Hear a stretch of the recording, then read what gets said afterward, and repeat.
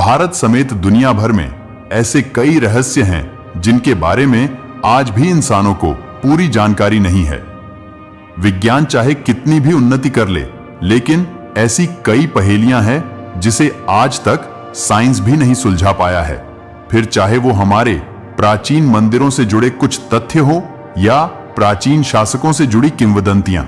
आज हम ऐसे ही एक मंदिर की कहानी लेकर आए हैं जिसके अंदर बंद हैं अरबों के सोने चांदी और हीरे जवाहरात। इस मंदिर के अंदर कितना खजाना छिपा है, ये पता करने के लिए भारत के उच्चतम न्यायालय में अर्जी भी दी गई थी और फिर काफी मेहनत करके मंदिर के कई कपाट भी खोले गए, लेकिन आज तक मंदिर के सारे कपाट इंसान नहीं खोल पाया है।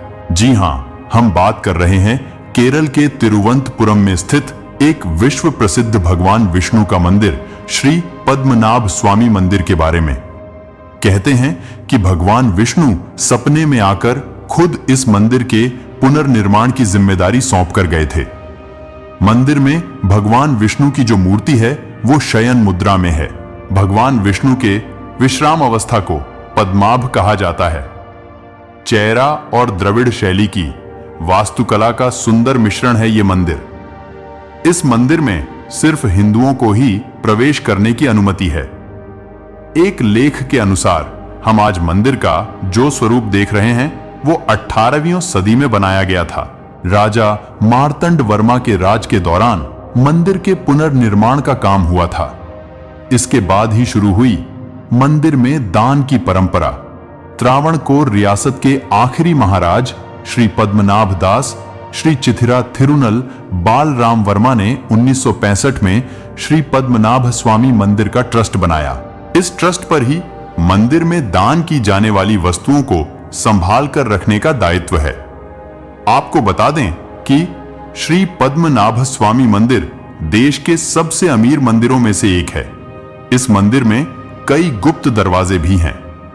साल 2011 में जब इसके 6 दरवाजों को खोला गया था तो उसमें से बेशुमार मात्रा में खजाने की प्राप्ति हुई थी। हालांकि 7वें दरवाजे को खोलने को लेकर काफी विवाद हुआ। इसे देखते हुए सुप्रीम कोर्ट ने उस दौरान इस मामले में दखल दिया और 7वें दरवाजे को खोलने पर रोक लगा दी। कहा जाता है कि पिछले 6 दरवाजों को खोलने पर जितना खजाना निकला था उससे भी कहीं अधिक खजाना 7वें दरवाजे के भीतर मौजूद है। मान्यताओं की माने तो अगर पद्मनाभ स्वामी मंदिर के 7वें दरवाजे को खोला जाएगा तो कई अनिष्टकारी घटनाएं हो सकती हैं। इसी कड़ी में आज हम आपको बताने वाले हैं पद्मनाभ स्वामी मंदिर के भीतर मौजूद 7वें दरवाजे के रहस्य के बारे में, जिसके भीतर कहा जाता है कि बेशुमार खजाना छुपा हुआ है।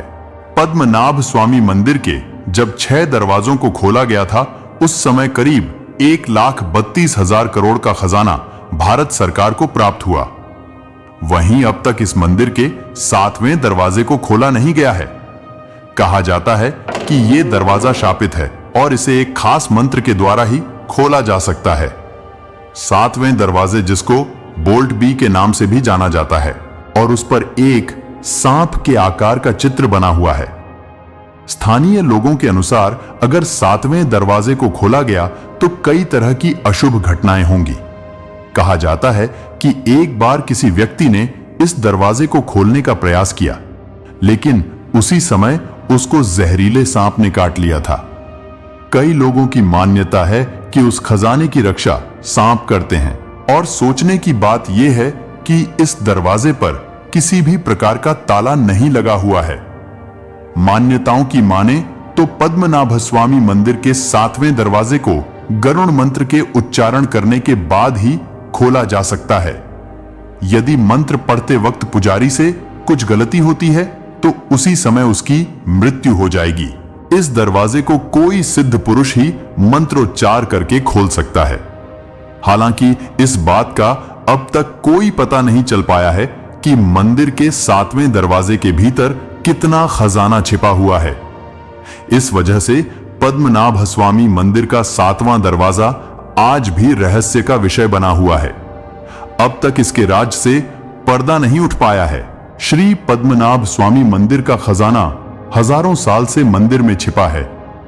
चोल, पंड्या, पल्लव, चेरा जैसे कई वंश आए और चले गए, लेकिन मंदिर का खजाना आज भी गुप्त है।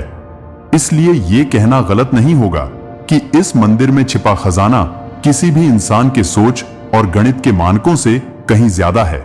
यह मंदिर निश्चित रूप से सुर्खियां बना है और यह देश के इतिहास के साथ साथ उन लोगों के लिए भी एक अविश्वसनीय घटना रही है जिन्होंने इसे गहराई से खोजा था। इसलिए आपको भी जब भी आसपास कहीं यात्रा की योजना हो तो मंदिर के दर्शन अवश्य करने चाहिए। तो ये थे पद्मनाभ स्वामी मंदिर का रहस्यों से भरा कहानी। अगर ये जानकारी आपको अच्छा लगा हो तो प्लीज वीडियो को एक लाइक जरूर करें और इसी तरह के और भी जानकारी के लिए इस चैनल को सब्सक्राइब अवश्य करके रखिए। मिलते हैं एक नई कहानी के साथ। धन्यवाद।